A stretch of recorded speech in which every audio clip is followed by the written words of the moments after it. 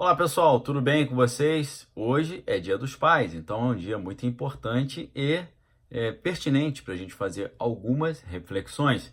Antes de entrar na reflexão, obviamente, já queria dar o feliz Dia dos Pais ao meu pai, que também se chama Daniel e que está sempre comigo aí, né? É bem quisto aí pela galera onde eu tenho dado palestras durante tantos anos.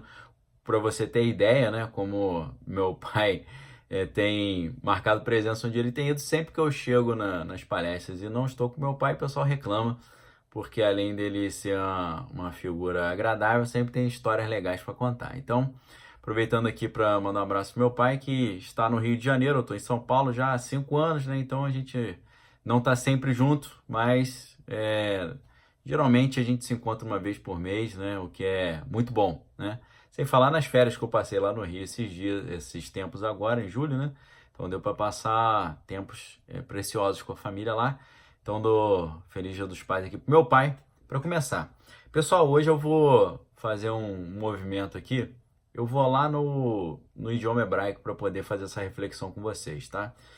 Porque o idioma hebraico, ele, por ser um idioma ancestral, né, um idioma do mundo antigo, ainda falado em Israel, né, no Estado de Israel moderno até hoje, com as suas adaptações para o mundo contemporâneo, obviamente, mas ainda é o mesmo idioma hebraico.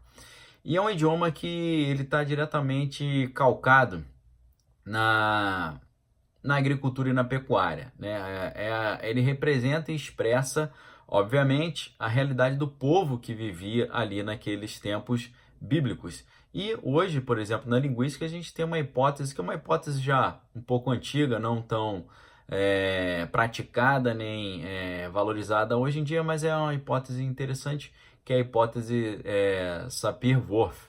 E essa hipótese diz que cada língua expressa uma visão de mundo específica.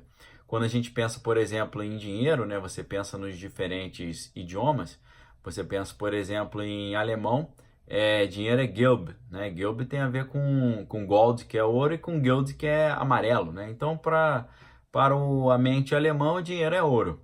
Já do lado ali na França, né, dinheiro é l'argent. L'argent vem de argentum, né, que significa prata. Então, na França, dinheiro é prata.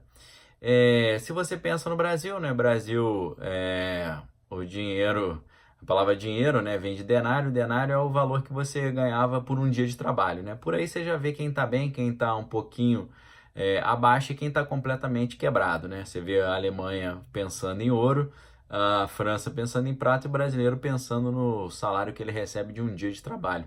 Acho melhor a gente mudar um pouquinho isso. Lembrando que money, né, em inglês, dinheiro em inglês, vem da mesma origem da palavra moeda, né? Então lá eles pensam em moeda, né? Mas deve ser moeda de ouro, que é a primeira potência do mundo. Então, pessoal, cada idioma expressa uma visão de mundo específica, e quando a gente pensa no idioma hebraico, a palavra pai é muito interessante, porque ela é formada por duas letras. A palavra hebraica para pai é Av, né? O A e V, Av.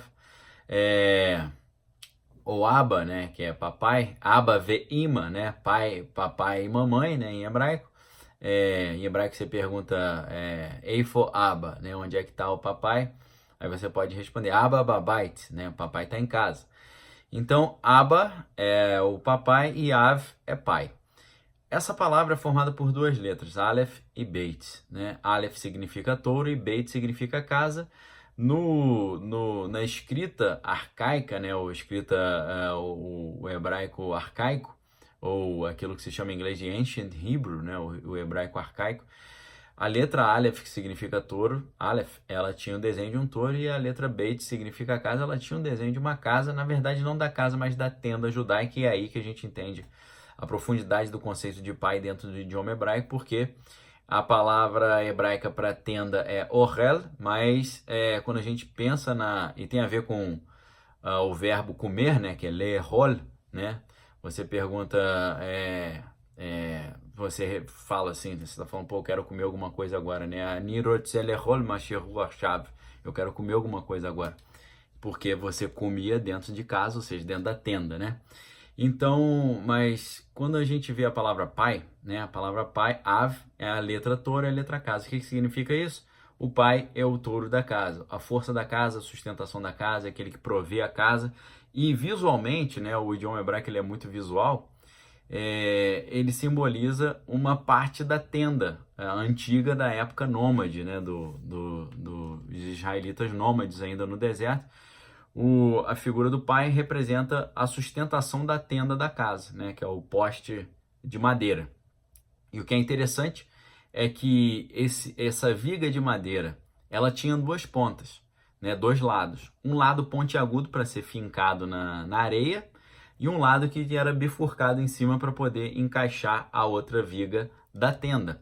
Ou seja, a viga da tenda, que é a representação visual da função do pai dentro da casa, no idioma hebraico, a viga da tenda, ela por um lado, ela tem uma ponta que serve para proteger a família, por outro lado, ela tem um lado que é bifurcado para poder sustentar, né, suportar a família. Então, o pai, dentro do idioma hebraico, ele é isso, ele sustenta e defende, ele sustenta e ataca aqueles que tentam destruir a família, tá? Eu ia falar da mãe, mas no Dia das Mães eu falo da mãe. A mãe hebraica é Ima, né? Ima é Aleph e Mem. Aleph é touro, né? E Mem é água, né? Que dá origem à palavra Maim, né? Que é água. E então a mãe o touro e a água forte, né? Ou seja, a cola. A mãe traz unidade. Ela pode ser representada visualmente na estrutura da tenda da época nômade, né? Dos tempos bíblicos onde eles eram nômades. O que significa o nômade, né? Nômade, ele para num lugar, depois vai para outro lugar, então ele estabelece um acampamento. O acampamento, então, significa que a casa precisa ser montável e desmontável rapidamente, né? Você monta com vigas de madeira e tecidos de pelo de cabra, depois você desmonta e vai embora. Então, pessoal, o pai é aquele que traz a sustentação, traz a força, traz a defesa, e a mãe é a que traz unidade, né? O amor, o carinho, a educação dos filhos, ensinando aos filhos que família, né? O conceito de família significa um grupo de pessoas que se protegem mutuamente, né? Que se amam e se protegem. Conceito esse que infelizmente está meio em desuso hoje, né? Acabou ficando meio desatualizado. Mas o que é mais legal isso é a gente pensar que essa é a função arcaica, né, e ancestral do pai, e a função da mãe seria a unidade, né? Rompendo essa estrutura, a gente coloca a sociedade em caos completo, né? Você vê que hoje existe uma ideia sendo ventilada de que o masculino representa o mal, a violência, a intolerância, representa até o feminicídio, né? A violência doméstica. Então, aqueles adeptos do globalismo tentam enfraquecer o masculino, feminilizando o homem, tirando a figura do pai como autoridade, né? E fazendo com que o pai e o homem se enfraqueçam e querendo empoderar a mulher. Isso gera um caos completo, né? Porque o homem fica querendo virar mulher, a mulher fica querendo virar homem, e aí o negócio fica completamente sem estrutura, e as crianças crescendo nesse ambiente ficam completamente com a referência bem confusa ali para formar sua personalidade, seu caráter. Então, pessoal, a gente pode pensar no pai biológico, né? No pai que cria você, né? Não precisa ser o biológico, às vezes é o teu pai adotivo. Às vezes não precisa ser nem um pai adotivo, às vezes é uma pessoa que tem como referência. Às vezes, crianças que não tiveram pai, o tio é a referência, né? Isso é muito comum no Brasil. Mas o que eu quero dizer para vocês é que, para além do pai, nosso pai, né, do coração, o pai que nos criou, o pai biológico, em termos de pensamento, em termos de projeto de vida, a gente tem pais também, pais que são referências, né? Aqueles que são referências para nós em termos de empreendedorismo, em termos de carreira, de sucesso. Quando você tem uma referência para você, isso é um pai também. Porque o pai, ele não é só o pai biológico, ele é o pai também de uma profissão ou de uma das artes, né? Então, eu sei que todos nós tivemos algum pai, né? Ainda que teu pai não tenha te criado, mas todos os seres humanos que estão na Terra, imagino eu, fora aqueles que foram clonados, né? E você pode perguntar se existe isso. Em alguns países aí que não tem regulamentação contra esse tipo de prática, deve ter pessoas já que foram geradas sem pais, né? Ou pensando no Adão, né? Que tinha não um pai biológico, mas Deus como seu pai, por isso ele foi o único homem no Antigo Testamento chamado de Filho de Deus, né? Porque no Novo Testamento Jesus é o Filho de Deus, e aqueles que passam pelo novo nascimento da água e do Espírito se tornam também, né, filhos de Deus aí. Então, No Antigo Testamento só tem um filho de Deus, que é Adão, né? No Novo Testamento, Jesus é o Filho de Deus e ele consegue fabricar outros filhos de Deus que nascem da água e do Espírito, né? Quem é nascido da carne é carne, quem é nascido do Espírito é Espírito. Aquele que não nascia da água e do Espírito não pode herdar o reino de Deus. Nos ensinou João, relatando essas palavras de Jesus no seu evangelho lá, no Evangelho de João. Então, pessoal, todos nós temos pais biológicos. Agora, quem é o seu pai em termos de referência empreendedora, referência dos estudos? É importante ter esse pai também. Às vezes, pode coincidir do seu pai que te criou ser a sua referência também. Obviamente, meu pai, é claro, meu pai biológico é minha referência também nessas áreas, mas eu tenho outros pais, né, em termos de aqueles que eu sigo. E eu quero dizer para você que além do teu pai biológico, você precisa estabelecer um pai para a sua carreira, né, um pai para o seu projeto de vida. E eu quero terminar fazendo outra reflexão bíblica, porque a Bíblia diz que Adão, né, a palavra Adam em hebraico significa o homem, que veio da Adamá, que é a terra, que é Edom, porque é vermelho como a terra, e ele tem o Dam, que é o sangue, que também é vermelho. Então, quando Deus cria Adão, ele diz que a Bíblia nos ensina que Adão foi feito, fabricado à imagem e à semelhança do seu pai, que era Deus. Essas duas palavras são muito importantes também na hora que a gente pensa em termos de pai, porque imagem é tselem e semelhança é demut. Essas duas palavras hebraicas são muito interessantes porque a palavra imagem, tselem, vem da palavra tsal, que é sombra. Ou seja, o filho é uma sombra do pai, porque quando você olha para o filho, você vê traços do pai. Né? Existe alguma semelhança, pode ser o olho, o cabelo, a estatura, o nariz, a boca, a compleição física, o modo de falar, o timbre da voz.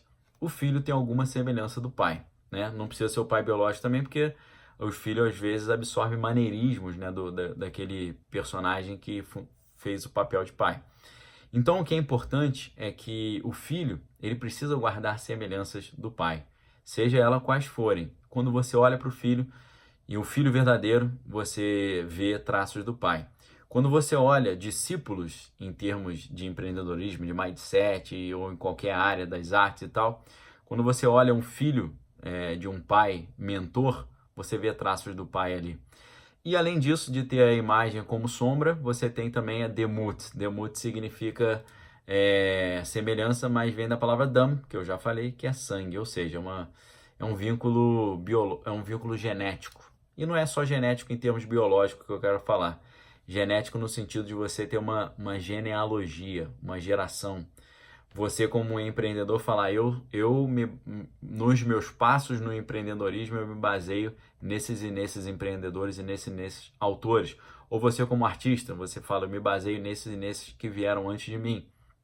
Então, eu quero dar parabéns a todos os pais, dar parabéns ao meu pai, Daniel, e dizer para você que além do seu pai que te criou, você, na sua carreira, seja ela artística ou empreendedora, você precisa ter um pai também para entender as suas origens e continuar a construção de um determinado projeto de vida, um projeto de existência, tá bom? Fica essa reflexão para vocês, forte abraço, se inscreva no canal, compartilhe esse vídeo com seus amigos. Fique com Deus aí, galera, valeu!